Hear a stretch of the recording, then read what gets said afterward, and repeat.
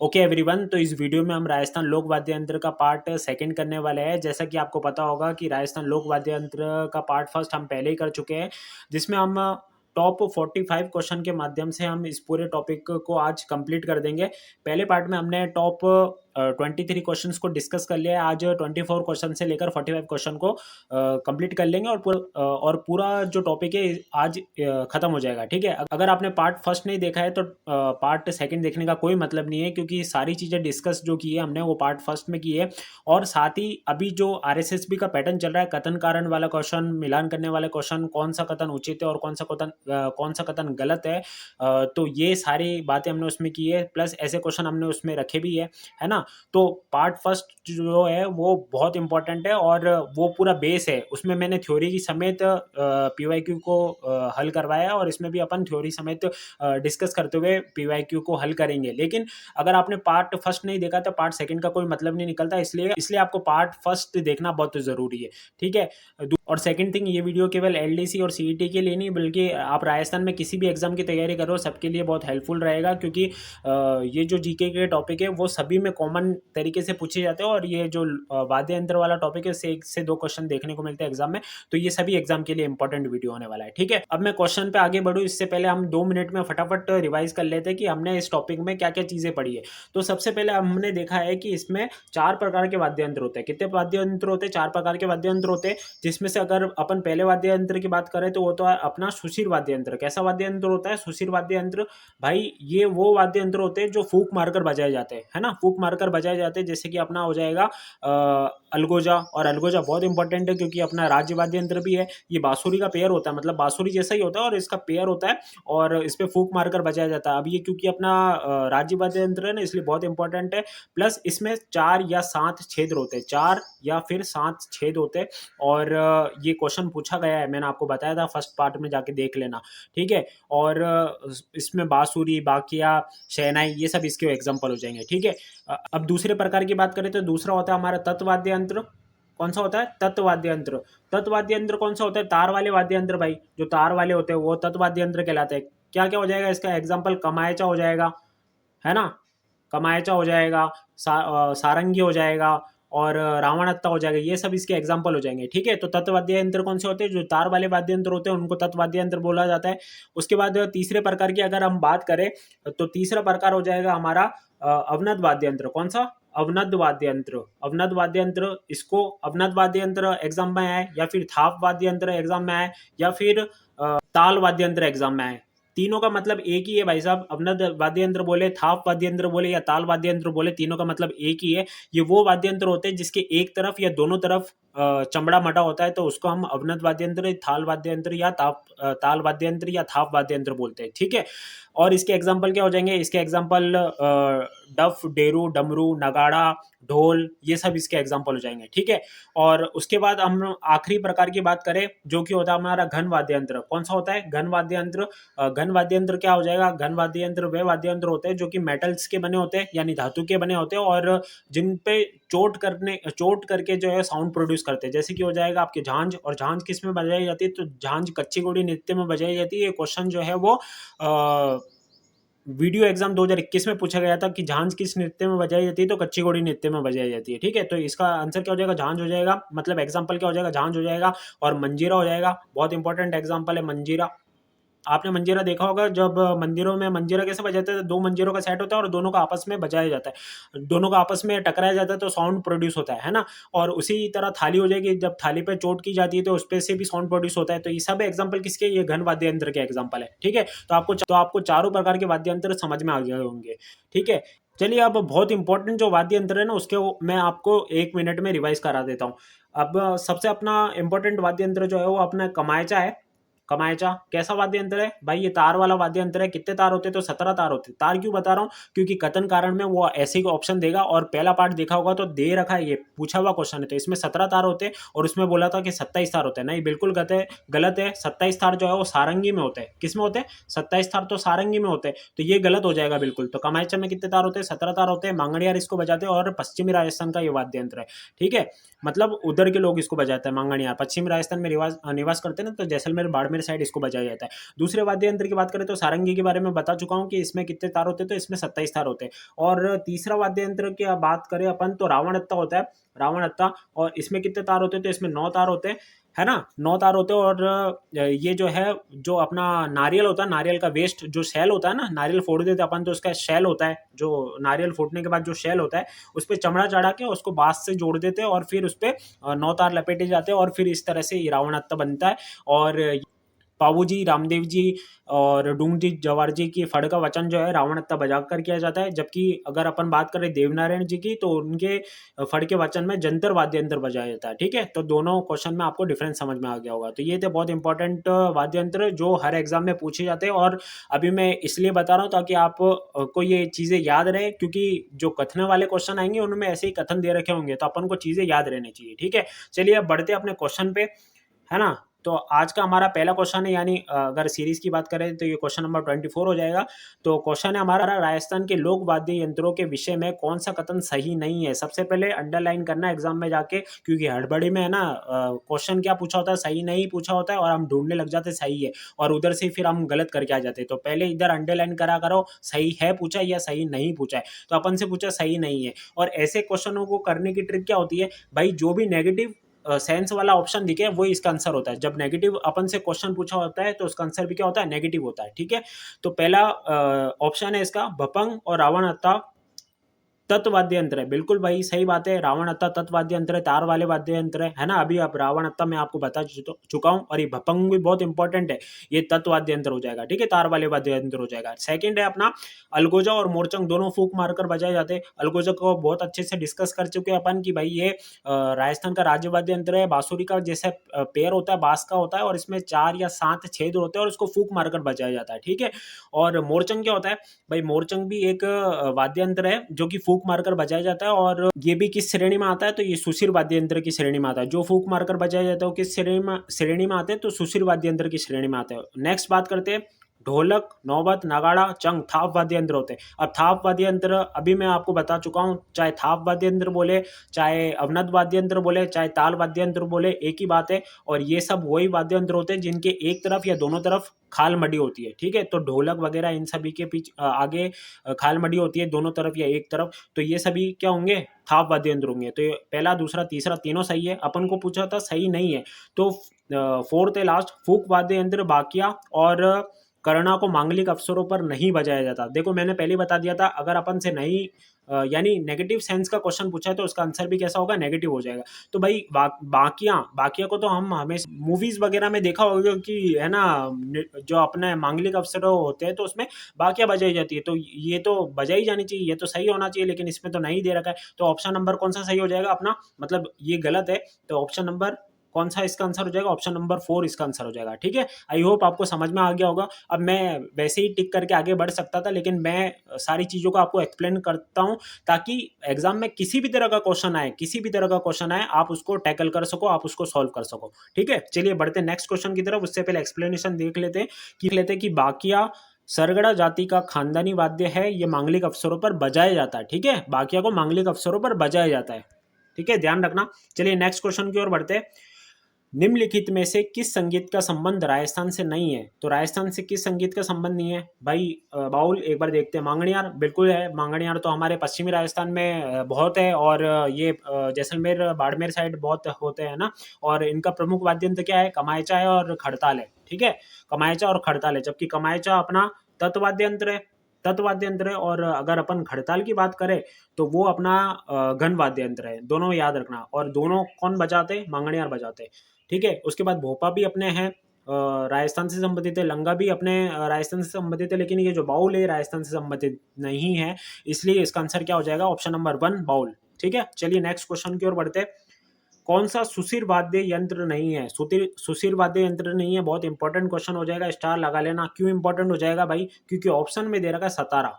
Option में क्या दे रखा है, सतारा दे रखा है। अब जिसने नहीं पढ़ा होगा, जिसको पता नहीं होगा सतारा, तो इसमें तार वर्ड सुनकर इसका आंसर क्या कर देगा, वो इसका आंसर कर देगा वो तत्वाद्य यंत्र। क्या आंसर कर देगा, तत्वाद्य यंत्र कर देगा, लेकिन बिल्कुल गलत होगा। तत्वाद्य यंत्र नहीं है सतारा। सतारा एक सुशिर वाद्य यंत्र है, यानी फूक मारकर बजाया जाता है। ठीक है, जबकि आपने पढ़ा होगा एकतारा, और ये ऐसे तार वाले शब्द जो है वो तत्व वाद्य यंत्र के होते हैं, लेकिन ये सतारा है जो है बहुत बार एग्जाम में पूछा गया है और कंफ्यूज भी बहुत करता है। सतारा एक सुशिर वाद्य यंत्र है, इसलिए ध्यान रखना। ठीक है, तो सतारा तो अपना सुशिर वाद्य यंत्र है, और ऑप्शन अपन से क्या पूछा है, नहीं है, तो सुशिर वाद्य यंत्र नहीं है। अलगोजा, अलगोजा फूक मारकर बजाया जाता है, तो ये भी सुशिर वाद्य यंत्र है। मोरचंग, मोरचंग भी फूक मारकर बजाई जाती है, ये क्या है, सुशिर वाद्य यंत्र है।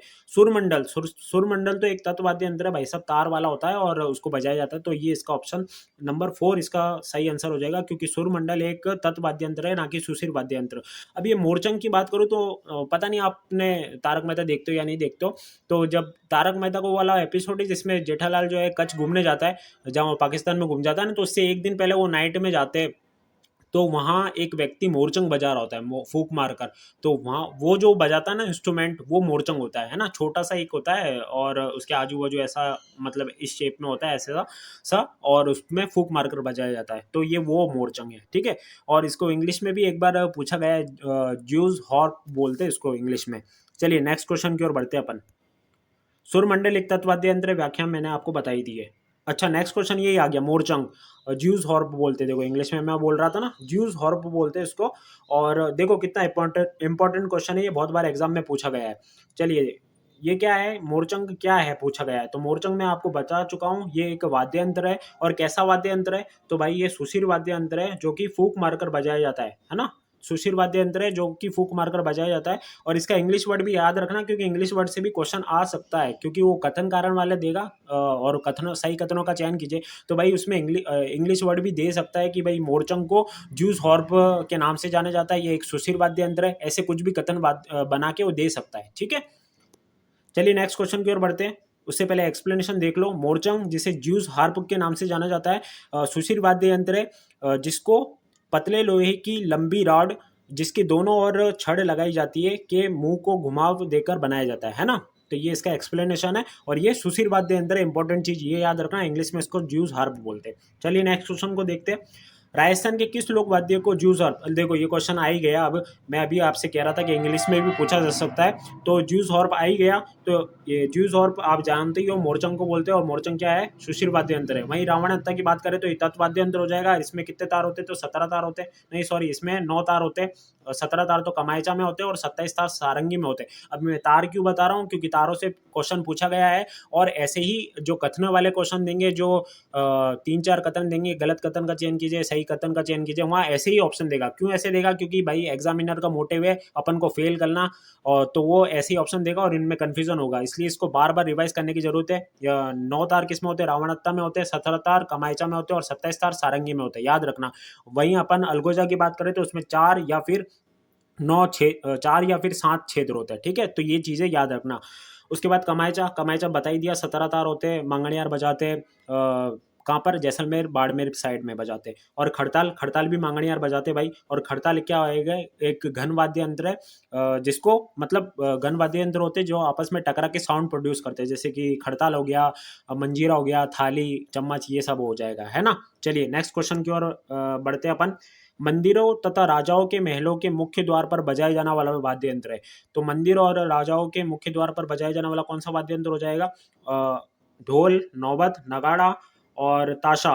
तो इसका आंसर होगा अपना ऑप्शन नंबर बी, नौबत। ठीक है, तो मंदिर और राजाओं के महलों के मुख्य द्वार पर क्या बजाया जाता है, तो नौबत बजाया जाता है। ठीक है, चलिए इसका एक्सप्लेनेशन देखते हैं। ये वाद्य यंत्र धातु की अंडाकार कुंडी पर भैंसे की खाल मढ़कर चमड़े की डोरियों से कसकर बनाया जाता है, ये लकड़ी के डंडों से बजाया जाता है। अब यहाँ आ गया भाई, खाल मढ़कर बजाया जाता है, तो यानी ये क्या हो जाएगा, ये अवनद वाद्य यंत्र हो जाएगा। अवनद वाद्य यंत्र बोलो, या फिर इसको बोलो आप ताल वाद्य यंत्र, या फिर इसको बोलो आप थाप वाद्य यंत्र, एक ही बात है। ठीक है, तो तीनों वर्ड याद रखना, है ना, कुछ भी एग्जाम में आ सकता है। चलिए नेक्स्ट क्वेश्चन की ओर बढ़ते हैं। निम्नलिखित में से कौन सा युग्म सही है, तो अपन को सही युग्म बताना है, बिल्कुल ऐसा ही क्वेश्चन अपन को एग्जाम में देखने को मिलेगा, है ना, तो इसको अच्छे से करना है। खड़ताल जो कि एक सुशिर वाद्य यंत्र है, बिल्कुल गलत। खड़ताल तो भाई खड़ताल तो घन वाद्य यंत्र होता है, अपन डिस्कस कर चुके हैं, मांगड़ियार बजाते हैं। उसके बाद रबाब, देखते हैं आगे। बाकिया, बाकिया को तो फूक मारकर बजाया जाता है, ये तो एक सुशिर वाद्य यंत्र है। बाकिया क्या है, सुशिर वाद्य यंत्र है, ये तो फूक मारकर बजाया जाता है। डेरू, डेरू सुशिर वाद्य यंत्र कहाँ से हो गया? डेरू तो अवनत वाद्य यंत्र है, इसके दोनों तरफ जो है वो खाल मडी होती है, डमरू की जैसा होता है डेरू। तो ये तो क्या हो जाएगा? ये तो अपना अवनत वाद्य यंत्र हो जाएगा। तो रबाब क्या होता है? रबाब एक तत्व वाद्य यंत्र होता है, याद रखना है ना। तो इसका answer number option number second सही हो जाएगा। चलिए बढ़ते हैं नेक्स्ट क्वेश्चन की तरफ। उससे पहले एक्सप्लेनेशन देख लो। खड़ताल घन वाद्य यंत्र है, बता चुका हूँ। बाकिया सुशिर वाद्य यंत्र है, ये भी बता चुका हूँ। और डेरू अवनत वाद्य यंत्र है, ठीक है। ये सब अपन डिस्कस कर चुके हैं। मोहर्रम यानी मोहर्रम जो होता है ना, मुस्लिम फेस्टिवल के अवसर पर प्रयोग में लिया जाने वाला प्रसिद्ध वाद्य यंत्र कौन सा है? तो आपने देखा होगा कि मुहर्रम में हमेशा क्या बजाया जाता है? तो मुहर्रम में हमेशा ताशा बजाया जाता है। क्या बजाया जाता है? ताशा बजाया जाता है। और ये किस श्रेणी में आ जाएगा? तो भाई ये भी अवनत वाद्य यंत्र में आ जाएगा। क्यों? क्योंकि इसके एक तरफ या दो एक तरफ खाल मड़ी होती है, ठीक है। एक्सप्लेनेशन देख लो। ताशा इस वाद्य को तांबे की चपटी परत पर बकरे का पतला चमड़ा मढ़कर बनाया जाता है। इसे बांस की खपच्चियों से मुहर्रम के अवसर पर बजाया जाता है, ठीक है। तो याद रखना ये चीज़ है। नेक्स्ट नेक्स्ट है अपना वाद्य यंत्र। टामक का संबंध डैश क्षेत्र से है। टामक क्या होता है? भाई टामक को हम बम भी बोलते हैं। क्या बोलते हैं? बम बोलते हैं। अगर आपने वो पढ़ा होगा वाला चैप्टर जो कि है राजस्थान के लोक नृत्य। लोक नृत्य में आपने एक पढ़ा होगा बम नृत्य। बम नृत्य का किया जाता है अलवर भरतपुर। अलवर भरतपुर के क्षेत्र में आता है, तो मेवात क्षेत्र में आता है। और बम का मतलब क्या होता है? बम का मतलब होता है बड़े बड़े नगाड़े।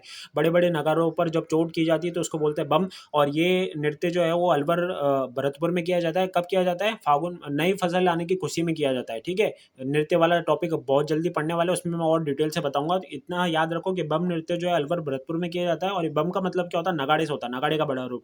सेम भाई यही है टामक, नगाड़े का बड़ा रूप टामक होता है। तो मैंने बताया ब्रह्म नृत्य कहाँ किया जाता है? अलवर भरतपुर में किया जाता है। और अलवर भरतपुर को अपन क्या बोलते हैं? मेवात बोलते हैं। इसका ऑप्शन नंबर कौन सा सही हो जाएगा? ऑप्शन नंबर 1 सही हो जाएगा। मारवाड़ जोधपुर के आसपास वाला हिस्सा मारवाड़ कहलाएगा। मेरवाड़ा अजमेर के आसपास वाला हिस्सा। और मेवाड़ मेवाड़ उदयपुर चित्तौड़गढ़ ये वाला हिस्सा मेवाड़ कहलाता है, ठीक है। तो आपको क्वेश्चन भी समझ में आ गया और उसके ऑप्शन भी समझ में आ गया। अब क्वेश्चन कैसा भी घुमा के दे दे एग्जाम में, आप उसको सॉल्व कर सकते हो। जब भी हमको थ्योरी पता होगी, उसकी डिटेल्स पता होगी, तो हमारे सामने कैसा भी क्वेश्चन आए हम कर सकते हैं भाई, ठीक है। चलिए नेक्स्ट क्वेश्चन एक्सप्लेनेशन देख लेते हैं कि खाल से मड़ा हुआ कढ़ाई के आकार का नगाड़े का बड़ा रूप नौबत की तरह होता है। मैं बता चुका हूँ नौबत, ये नगाड़े का बड़ा रूप होता है, नौबत की तरह होता है ना। क्या है? टामक है। इसे बम या टामक भी कहते हैं, मैं बता चुका हूँ ऊपर ही, है ना। बम या टामक कहते हैं। नगाड़ा बजाने वाले ढोली जनजाति नगरची कहलाती है। और इसे मुख्य रूप से मेवा क्षेत्र में युद्ध के वाद्यों के साथ बजाया जाता है। इसको थ्योरी को एक बार और पढ़ना, वीडियो को पॉज करके थ्योरी को वापस पढ़ा करो, क्योंकि इनों से ही आपको एग्जाम में क्वेश्चन देखने को मिलेगा कथन कारण वाला, या फिर सही कथन का चयन कीजिए, गलत कथनों का चयन कीजिए, ठीक है। चलिए बढ़ते हैं नेक्स्ट क्वेश्चन की तरफ। याद रखना टामक जो है वो अपना अवनत वाद्य यंत्र हो जाएगा, ठीक है। तारपी वाद्य यंत्र का प्रयोग मुख्य रूप से किस जाति के द्वारा किया जाता है? तो तारपी वाद्य यंत्र जो है इसका प्रयोग कौन सी जाति द्वारा किया जाता है? इंपॉर्टेंट क्वेश्चन हो जाएगा, क्योंकि ऐसे वाद्य यंत्र जो है आपने पढ़े नहीं होंगे कभी, है ना। तारपी वाद्य यंत्र, ये जो तारपी वाद्य यंत्र है ना, ये किससे बनता है? तो ये लौकी से बनता है भाई साहब। याद रखना लौकी से बनता है। और ये कथोड़ी जनजाति का प्रमुख वाद्य यंत्र है। तो जनजाति वाला अगर टॉपिक एग्जाम में दे रखा हो तो उससे रिलेट करके इसको कथनों में डाल सकते हैं। तो याद रखना तारपी वाद्य यंत्र एक तो लौकी से बनता है और ये कथोड़ी जनजाति का प्रमुख वाद्य यंत्र है। एक्सप्लेनेशन देख सकते हो। कथोड़ी जनजाति के लोक वाद्य यंत्र क्या क्या होंगे? गोरडिया, तारपी, थालीसर, घोरिया या खोकरा, पावरी, टापरा, तारपी। अब तारपी क्या है? लौकी के एक सिरे पर छेद करके बनाया जाता है। मैंने बोला ही था कि ये लौकी से बनता है तारपी, है ना। याद रखना वाला वाद्य यंत्र जो महाराष्ट्र के तारपा लोक वाद्य के समान है, यह सुशिर वाद्य श्रेणी में आता है। अब इस थ्योरी को ढंग से पढ़ना, क्योंकि इस थ्योरी से अपना वो सही कथनों का चयन कीजिए, गलत कथनों का चयन कीजिए, क्वेश्चन बन सकता है। वो आपको दे देगा कि जो तारपी वाद्य यंत्र कथोड़ी जनजाति से संबंधित है, और ये एक सुशिर वाद्य यंत्र है, और तारपी लौकी से बनाया जा सकता है। ऐसे 3-4 कथन दे देगा, उस आपको 3-4 कथन दे देगा और उसमें से सही या गलत करने को बोलेगा। तो ये कब कर सकते हैं? जब हमने ये थ्योरी पढ़ रखी होगी, जब हमको ये थ्योरी याद होगी, है ना। तो इसलिए मैं बोलता हूँ थ्योरी हमेशा पढ़ने की, है ना। तो थ्योरी पढ़ रखी होगी तो हमारे सामने कैसा भी क्वेश्चन आए, चाहे वन लाइनर हो, चाहे मिलान करने वाला हो, चाहे कथन कारण हो, चाहे सही कथन का चयन करने वाला हो, सब कर सकते हैं हम।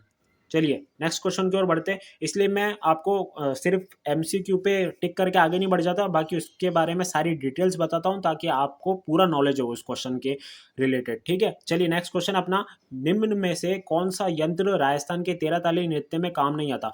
अब अगर मैं बात करूँ तेरह ताली नृत्य की, तो ये कहाँ किया जाता है, ये रामदेवरा में किया जाता है, रामदेवरा में किया जाता है। प्लस कौन सी जाति के लोग करते हैं, तो कामड़ जाति की महिलाओं द्वारा किया जाता है, यानी फीमेल्स द्वारा किया जाता है। और इसमें कौन सा वाद्य यंत्र किया जाता है, अभी ये जो तेरह ताली है ना, तेरह ताली नृत्य जो है वो मैं बताऊं आपको, तो ये जो महिला होती है ना, वो अपने दाएं पैर में यानी राइट लेग में, दाएं पैर में नौ मंजीरे बांधती है, और अपनी जो दोनों हाथ है उनकी कोहनियों पे दो मंजीरे बांधती है, और दोनों हाथ में एक एक मंजीरा, एक प्लस एक, एक एक मंजीरा लेती है। तो अब आप इनको गिन लो, इनका टोटल एडिशन कितना होगा, 13 होगा, 9 10 11 12 13। तो ऐसे करके ये 13 ताली नृत्य होता है। फिर है ना, बॉडी की ऐसी मूवमेंट करती है वो, ताकि मंजीरे आपस में टकराते हैं और साउंड प्रोड्यूस होता है, और फिर इस तरह से ये नृत्य होता है। तो ये टोटल 13 ताली नृत्य की कहानी है। और क्या बोलते हैं, ऐसे आपसे कथन कारण वाले क्वेश्चन भी बन सकते हैं, और जरूर बनेंगे, है ना, कथन कारण वाले। और जब अपन नृत्य टॉपिक करेंगे तो तेरह ताली नृत्य को और डिटेल में पढ़ाऊंगा। तो इसमें कौन सा वाद्य यंत्र प्रयोग में नहीं आता पूछा है ना। एक्साइटमेंट में जल्दी करने मत लग जाना एग्जाम हॉल में, क्योंकि उधर प्रेशर रहता है और जल्दबाजी रहती है, तो अपन ऐसे ही आगे बढ़ जाते हैं। पहले अंडरलाइन करा करो, हर बार मैं बोलता हूँ। तो मंजीरा तो यूज़ किया जाता है, क्योंकि मैंने आपको बता दिया इसमें 13 मंजीरे बांधे जाते हैं बॉडी पर, है ना। तो मंजीरा तो होता ही है, तानपुरा भी होता है, चौतारा भी होता है, लेकिन इसमें डेरू नहीं होता। ठीक है, इसमें कौन सा वाद्य यंत्र यूज नहीं होता, तो डेरू यूज नहीं होता। चलिए एक्सप्लेनेशन देख लीजिए। तेरह ताली नृत्य में मुख्य वाद्य जो है यंत्र, एकतारा, चौतारा, मंजीरा व तंदूरा है, जिसे तानपुरा भी बोलते हैं, ये होता है। डेरू अवनत वाद्य यंत्र है, बता चुका हूँ, ये डमरू की जैसा होता है। और क्या बोलते हैं, ये अवनत वाद्य यंत्र है, या फिर ताल वाद्य यंत्र, या फिर थाप वाद्य यंत्र है, को आम की लकड़ी पर दोनों ओर चमड़ा मढ़कर बनाया जाता है। इसके बीच के हिस्से को दाहिनी हाथ से पकड़कर रस्सी से खींचकर आवाज निकाली जाती है। ठीक है, तो आई होप आपको बहुत अच्छे से चीजें समझ में आ रही होगी, और बहुत अच्छे से क्वेश्चन समझ में आ रहे होंगे। चलिए नेक्स्ट क्वेश्चन की बात करते हैं। राजस्थान के प्रसिद्ध पखवाज वादक है, तो राजस्थान के प्रसिद्ध पखवाज वादक की अगर मैं बात करूं, तो इसका ऑप्शन नंबर सेकंड सही हो जाएगा, पुरुषोत्तम दास। और इनका संबंध शायद हाँ, इनका संबंध नाथद्वारा से है, और इनको पद्मश्री भी मिल चुका है। ठीक है, चलिए पखवाज वादक की है, हाँ एक्सप्लेनेशन देख लो। पुरुषोत्तम पखवाज नाथद्वारा के प्रसिद्ध पखवाज वादक है, जैसा कि मैं बता चुका हूँ। इनका संबंध कहाँ से है, नाथद्वारा से है, और भारत सरकार ने इन्हें पद्मश्री से सम्मानित किया है, मैंने ये बता चुका हूँ मैं। और पुरुषोत्तम जी ने अपने समस्त ज्ञान को मृदंग वादन नामक पुस्तक में एकत्रित किया है। अब भाई इससे भी कैसा क्वेश्चन बन सकता है, तो वही सही कथन का चयन कीजिए, गलत कथन का चयन कीजिए, ये क्वेश्चन इसमें बन सकता है। क्या देगा कि पुरुषोत्तम जी का संबंध पखवाज से, यानी ये पखवाज वादक के, और इनका संबंध कहाँ से, तो नाथद्वारा से, और इन्हें पद्मश्री से सम्मानित किया गया है, और इन्होंने अपना समस्त ज्ञान किसमें दिया है, मृदंग वादन नामक पुस्तक में दिया है। तो ऐसे करके इसमें कथनों वाला क्वेश्चन बन सकता है, इसलिए थ्योरी को पढ़ना और समझना इसको। ठीक है, अब नेक्स्ट क्वेश्चन की ओर बढ़ते हैं। राजस्थान में भाट जाति के मुख्य कार्य है। भाट जाति क्या करती है, शादी के अवसर पर गीत गाना नहीं, उत्सव पर ढोल बजाना नहीं, उत्सव पर नाच दिखाना नहीं, इनका काम है विभिन्न परिवारों की वंशावली का अभिलेख रखना। ऑप्शन नंबर 1 इसका सही हो जाएगा, भाट जाति। और एक और जाति है जागा, जिसको बोला जाता है, वो ये मुख्य काम करते हैं। ठीक है, एक्सप्लेनेशन देख लो। भाट इस जाति के लोग विभिन्न परिवारों की वंशावली का अभिलेख रखते हैं, और समय समय पर उनके वंशजों को सुनाकर अपनी आजीविका चलाते हैं। ठीक है, मतलब उनका पूरा लेखा जोखा रखते हैं, और फिर उनको सुनाते भी है उनके वंशजों को, होते पीढ़ी दर पीढ़ी। जैसे राजपूतों के भाट, बड़वा और महेशरियों के जागा कहलाते हैं, है ना। तो और कौन होते हैं, जागा भी होते हैं जो कि ये काम करते हैं। ये क्वेश्चन भी पूछा हुआ है। स्वयं भाटों के भी भाट होते हैं, जो बहिवाच्य भाट कहे जाते हैं। ठीक है, तो ये थ्योरी एक बार वापस पढ़ना वीडियो पॉज करके। चलिए नेक्स्ट क्वेश्चन की ओर बढ़ते हैं। नेक्स्ट क्वेश्चन है, वंशावलियों की पीढ़ी दर पीढ़ी लेखन करने वाला कौन वर्ग था। तो अपन पढ़ चुके हैं कि एक तो भाट है, और एक कौन है, जागा है। तो इसका ऑप्शन नंबर सेकंड सही हो जाएगा। ठीक है, नेक्स्ट क्वेश्चन अपना, घूमर नृत्य। घूमर नृत्य अपने राजस्थान का लोक नृत्य क्या हो जाएगा, अपने राजस्थान का लोक नृत्य घूमर, और राजस्थान के राज्य नृत्य है हमारा घूमर, और लोक नृत्यों की आत्मा कहा जाता है, लोक नृत्यों का सिरमौर कहा जाता है घूमर नृत्य। और ये महिलाओं द्वारा किया जाता है, फीमेल्स द्वारा किया जाता है, और मांगलिक अवसरों पर किया जाता है। ठीक है, अब इसमें पूछा है कि कौन से वाद्य यंत्र की आवश्यकता होती है। तो वीणा, वीणा तो नहीं बजाई जाती, है ना, वीणा नहीं बजाई जाती। केवल ढोलक, तो केवल ढोलक भी नहीं बजाई जाती, इसमें क्या बजाया जाता है, ढोलक और मंजीरा बजाया जाता है। आपने टीवी पर भी देखा होगा, बहुत सारे होटल्स में भी देखा होगा, और बहुत जगह राजस्थान में तो बहुत जगह किया जाता है घूमर नृत्य। तो इसमें इसके वाद्य यंत्र कौन से हो जाएंगे, ढोलक और मंजीरा हो जाएगा। ठीक है, चलिए नेक्स्ट क्वेश्चन की ओर बढ़ते हैं, एक्सप्लेनेशन देख लो। घूमर नृत्य के समय ढोलक के साथ मंजीरा आदि बहुतायत से बजाया जाता है। नेक्स्ट क्वेश्चन है अपना, लोक वाद्य यंत्र भपंग राजस्थान के किस क्षेत्र से संबंधित है। तो हमारा भपंग जो है मैं बता चुका हूँ, ऊपर अपन डिस्कस कर चुके हैं। भपंग जो है वो हमारा मेवात क्षेत्र से संबंधित है। किस क्षेत्र से संबंधित है, मेवात क्षेत्र से संबंधित है। भपंग ये लंबी आल के तुम्बे से बना होता है। तुम्बे के बीच का भाग खाल से मढ़ दिया जाता है, खाल से मढ़ दिया जाता है, जबकि ऊपर का हिस्सा खाली छोड़ दिया जाता है। इसे मुख्यतः अलवर क्षेत्र के जोगी बजाते हैं, है ना, यानी मेवात अलवर क्षेत्र का हो गया, यानी क्या हो जाएगा, मेवात हो जाएगा। चलिए नेक्स्ट क्वेश्चन की ओर बढ़ते। मारवाड़ के जोगियों द्वारा गोपीचंद भ्रतरई, निहालदे आदि के ख्याल गाते समय निम्नलिखित में से किस वाद्य यंत्र का प्रयोग किया जाता है। तो ये मारवाड़ के जोगियों द्वारा गोपीचंद भ्रतरी और निहालदे आदि के ख्याल गाते समय इसमें सारंगी का यूज किया जाता है। ठीक है, सारंगी बता चुका हूँ, 27 तार होते हैं इसमें। कितने तार होते हैं, 27 तार होते हैं। और ये क्या कैसा वाद्य यंत्र है, तार है, यानी तत्वाद्य यंत्र, यानी ये तत्वाद्य यंत्र है। ठीक है, चलिए एक्सप्लेनेशन देखो। सारंगी लकड़ी से निर्मित होती है, इसमें कुल 27 तार होते हैं, मैं बता चुका हूँ। सारंगी के ऊपर की ताते बकरे की आंत से बनाई जाती है। भाई इंपॉर्टेंट है ये चीज, बकरे की आंत से बनाई जाती है इसकी ऊपर की ताते। इस वाद्य यंत्र का प्रयोग मुख्य रूप से जैसलमेर व बाड़मेर की लंगा जाति द्वारा किया जाता है। राजस्थान में सिंधी व गुजराती सारंगी अधिक प्रचलित है। ठीक है, तो इससे भी कथन वाले क्वेश्चन बन सकते हैं। आपको याद रखना है कि सारंगी जो है वो लकड़ी से निर्मित होती है, प्लस इसमें 27 तार होते हैं। सारंगी की ऊपर की ताते बकरे की आंत से बनी होती है। इंपॉर्टेंट, बहुत इंपॉर्टेंट है, क्योंकि कथनों में ऐसे कथन देगा वो, फिर अपन को पता ही नहीं चलेगा भाई ये क्वेश्चन कहाँ से आया। इस वाद्य का प्रयोग प्रमुख मुख्य रूप से कहाँ है, जैसलमेर बाड़मेर में किया जाता है। और कौन सी जाति करती है, तो लंगा जाति करती है। राजस्थान में सिंधी और गुजराती सारंगी अधिक प्रचलित है। ये सारी चीजें याद रखना। सारंगी के विभिन्न प्रकार देख लेते हैं अपन। तो सारंगी के प्रकार देखे हम, तो सारंगी के विभिन्न प्रकार है। पहला है धानी सारंगी, इसे निहालदे की कथा सुनाने वाले जोगी बजाते हैं। उसके बाद है गुजरातन सारंगी, इसे लंगा जाति की गायक द्वारा प्रयोग किया जाता है। अब लंगा जाति अपने इधर बजाती है ना, तो ये इंपॉर्टेंट है, गुजरातन सारंगी इंपॉर्टेंट है। ठीक है, उसके बाद है जोगिया सारंगी, अलवर भरतपुर के भ्रतरी जोगियों द्वारा बपंग के साथ प्रयोग की जाती है। ये अभी अपन ऊपर रिसेंटली यही वाला क्वेश्चन ऊपर पूछा गया था, है ना, कि भ्रतरी जोगी द्वारा बजाए जाने वाला बपंग बजाए जाते हैं ना, तो ये वाला क्वेश्चन है। सिंधी सारंगी, ये जो है पश्चिमी राजस्थान के पेशेवर लंगा लोगों द्वारा बजाई जाती है। उसके बाद जड़ों की सारंगी या प्यालेदार सारंगी, यह है जैसलमेर जिले के मांगणियार द्वारा प्रयोग की जाती है। ठीक है, चलिए नेक्स्ट क्वेश्चन की ओर बढ़ते हैं। कर्णा किस वाद्य यंत्र के प्रसिद्ध वादक था। ये क्वेश्चन भी बहुत बार एग्जाम में पूछा गया है। कर्णा जो है वो नड़ वादक है। ठीक है, प्रसिद्ध नड़ वादक है, और ये कुख्यात डाकू थे, और ये नड़ वादक है। नड़ क्या होता है, नड़ जो है वो आपके सुशीर वाद्य यंत्र है। याद रखना, सुशीर वाद्य यंत्र है नड़। और प्रसिद्ध नड़ वादक कौन थे, कर्णा, इनका संबंध किससे हो जाएगा, नड़ से हो जाएगा। ठीक है, बाकी मोरसंग, सतारा, इनको अपन ऊपर डिस्कस कर चुके हैं। नड़ क्या होता है, ये वाद्य मशक की तरह होता है। ये वाद्य यंत्र मुख्य रूप से जैसलमेर में बजाया जाता है। मरु प्रदेश के इलाके का ये अत्यंत दुर्लभ साज है। माता या भैरव का गुणगान करने वाले राजस्थानी भोपे इसे बजाते हैं। लंगा गायक एवं ऊंट की रेवड़ वाले ओठारियों द्वारा भी यह प्रयोग किया जाता है। ठीक है, कर्णा इसके प्रसिद्ध वादक है। तो याद रखना, नड़ जो है ये अपने पश्चिमी राजस्थान में, यानी जो मरु प्रदेश है उधर बजाई जाती है, और ये कर्णा इसके प्रसिद्ध वादक है। ठीक है, ये चीजें याद रखना, और वीडियो को पॉज करके एक बार थ्योरी को वापस पढ़ लेना। चलिए नेक्स्ट क्वेश्चन है अपना, बाकियां, सिंगी और टोटा लोक वाद्य किस परंपरा से संबंधित है। अगर आपने ये नहीं पढ़ा हो, भले ही ये सिंगी टोटा ये आपको समझ में नहीं आ रहा हो, लेकिन बाकिया पढ़ते आपको पता चल जाएगा कि भाई बाकिया जो है वो हमारे फूंक मारकर बजाया जाता है, यानी ये क्या है, ये एक सुशीर वाद्य यंत्र है। तो इसका ऑप्शन नंबर कौन सा सही हो जाएगा, इसका ऑप्शन नंबर 4 इसका सही आंसर हो जाएगा। ठीक है, चलिए बाकिया। बाकिया इस वाद्य यंत्र का निर्माण पीतल से किया जाता है। सरगड़ा जाति का यह खानदानी वाद्य जो मांगलिक अवसरों पर बजाया जाता है, ये अपना ऊपर आया था, अपन ने इसको अच्छे से डिस्कस कर चुके हैं कि पहले ही क्वेश्चन था शायद ये कि बाकिया मांगलिक अवसरों में नहीं बजाया जाता। तो आप इधर भी देख सकते हो, बाकिया को मांगलिक अवसरों पर बजाया जाता है और ये पीतल से निर्मित किया जाता है। उसके बाद सिंगी की बात करें तो हिरण, बारहसिंगा और भैंसे के सींग से बना ये वाद्य यंत्र होठों पर रखकर कंठ से उत्पन्न ध्वनि से बजाया जाता है। प्राय जोगी इसे अधिक बजाते हैं, है ना। तो होठों पे रखकर कंठ से बजाया जाता है, तो फिर ये सुशील वाद्य यंत्र हो जाएगा। और सिंगी इसका नाम इसलिए क्योंकि ये एनिमल्स की सींग से बना है ना, तो याद रखना। घुरालियो क्या है? घुरालियो क्या है ये?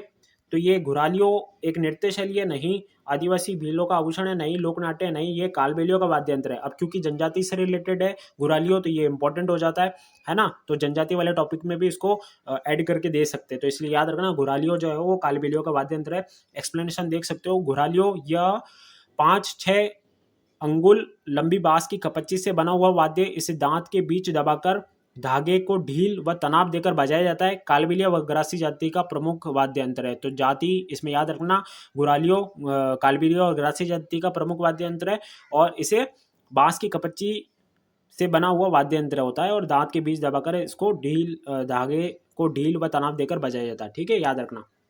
उसके बाद है राजस्थान का एकमात्र ऐसा वाद्य लोक वाद्य जिसकी डोरी में तनाव के लिए पखवाज की तरह लकड़ी के गुटके डाले जाते हैं। तो ये क्या हो जाएगा? इसका आंसर हो जाएगा ऑप्शन नंबर सेकंड, जो कि है रावलों की मादल। ठीक है, याद रखना, ये क्वेश्चन भी इंपॉर्टेंट क्वेश्चन है, आरएस में पूछा गया है, देख सकते हो आप। राजस्थान का एकमात्र ऐसा लोक वाद्य यंत्र है, एकमात्र है जिसकी डोरी में तनाव के लिए पखवाज की तरह लकड़ी के गुटके डाले जाते हैं। तो ये क्या हो जाएगा? रावलों की मादल। ठीक है, एक्सप्लेनेशन आप देख लो। एक तो है अपने रावलों की मादल, कास्ट खोलकर मड़ा हुआ वाद्य, राजस्थानी लोक वाद्यों में से यह एक ऐसा वाद्य है जिस पर पखवाज की भांति गट्टों का प्रयोग होता है। दोनों ओर चमड़े की पुड़ियों का आटा लगाकर स्वर निकाला जाता है। ठीक है, स्वर मिलाया जाता है, सॉरी। नर व मादा भाग हाथ से बजाए जाते हैं, और ये वाद्य केवल चारणों के रावल के पास उपलब्ध है। ठीक है, इंपॉर्टेंट है भाई, बहुत इंपॉर्टेंट है ये। उसके बाद है भीलों की मादल, मिट्टी का बेलनाकार घेरा जो कुम्हारों द्वारा बनाया जाता है। घेरों के दोनों मुखों पर हिरण या बकरे की खाल चढ़ाई जाती है। खाल को घेरे से चिपकाकर डोरी से कस दी जाती है। इसमें छल्ले नहीं लगते। इसका एक भाग हाथ से तथा दूसरा भाग डंडे से बजाया जाता है। ठीक है, यह वाद्य जो है वो भील और ग्रासी आदिवासी जाति द्वारा गायन, नृत्य और गवरी लोक नाट्य के साथ बजाया जाता है। तो दोनों इंपॉर्टेंट है, दोनों को एक बार वीडियो पॉज करके पढ़ लेना, इसमें से कथन कारण वाले क्वेश्चन बन सकते हैं, है ना, और बनेंगे। अब तो ऐसे ही क्वेश्चन बनेंगे। तो ये था अपने टोटल 45 क्वेश्चन जिनको अपन ने कंप्लीट कर लिया है ना। आई होप वीडियो आपको बहुत पसंद आई होगी। एक और बार मैं चीज़ बता दूं कि इसमें से एक और चीज़ पूछी जा सकती है कि भाई एक तरफ मिलान करो वाला क्वेश्चन पूरे पेज पर एक ही क्वेश्चन दे देगा वो आपको, और एक तरफ दे देगा वाद्य यंत्रों के नाम, वाद्य यंत्र के प्रकार, जैसे कि सुशील वाद्य यंत्र, घन वाद्य यंत्र, ये सब दे देगा। और उसके सामने क्या दे देगा? इनकी डेफिनेशन दे देगा कि ये इनको तार वाले होते हैं, और एक जो होते हैं इनको चोट मारकर बजाया जाता है, मेटल से बनते हैं, तो मिलान करो, ये दे सकता है। दूसरी तरफ यही देगा, और इधर पाँच छः एग्जाम्पल दे देगा और मिलान करने को बोलेगा। तो ये क्वेश्चन भी इससे बन सकता है। तो आई होप वीडियो आपको पसंद आई होगी। ऐसे ही वीडियो के लिए चैनल को सब्सक्राइब कर लो। मैं पीवाईक्यू के माध्यम से पूरा टॉपिक व्याख्या सहित हल करवाता हूँ, प्लस न्यू पैटर्न के अकॉर्डिंग उस टॉपिक से कैसा क्वेश्चन बन सकता है ये भी अपन डिस्कस करते हैं। आपने देख ही लिया होगा अब तक तो। और इसका फर्स्ट पार्ट जो है वो बिल्कुल मिस मत करना, वो बहुत इंपॉर्टेंट पार्ट है। सारी चीजें मैंने उसमें डिस्कस की है, वो बहुत इंपॉर्टेंट पार्ट है। यानी ये मान लो ये सेकंड पार्ट की नींव है वो। तो टोटल 45 क्वेश्चन हो जाएंगे, वो पार्ट को जरूर देखना। ये पार्ट बहुत इंपॉर्टेंट है, फर्स्ट पार्ट। इसमें बहुत सारी चीजें अपन ने डिस्कस की है, बहुत सारे वाद्य यंत्र इसमें नहीं आए उसमें आए, तो मैंने उसमें पढ़ा दिए थे। तो इस पार्ट को जरूर देखना। डिस्क्रिप्शन में मैं लिंक दे दूंगा, और अपने कॉमेंट बॉक्स में भी पिन कर दूंगा। प्लस ऐसी बहुत सारी क्लासेस मैंने यूट्यूब पे अपलोड कर रखी है, और सीईटी की मैं ना कंप्यूटर वगैरह की भी क्लास करवाऊंगा। अभी मैं ना कॉमन टॉपिक करवा रहा हूँ, ताकि अभी नया सिलेबस आने वाला है, इस सिलेबस में बदलाव होने वाला है, कुछ चीज़ जोड़ने वाली है या फिर कुछ चीज़ कम हो जाए। तो पहले अपन कॉमन टॉपिक कर रहे हैं, यानी राजस्थान जीके के पहले निपटा देते हैं। ठीक है, उसके बाद अपन कंप्यूटर वगैरह और इंडियन जीके भी देखने वाले हैं। मैं वीडियो डालता रहूँगा वैसे तो बीच बीच में, लेकिन अभी अपन कॉमन टॉपिक में करवा रहा हूँ। तो ठीक है, मिलते हैं किसी नेक्स्ट वीडियो में किसी नए टॉपिक के साथ। तब तक के लिए बाय एंड टेक केयर।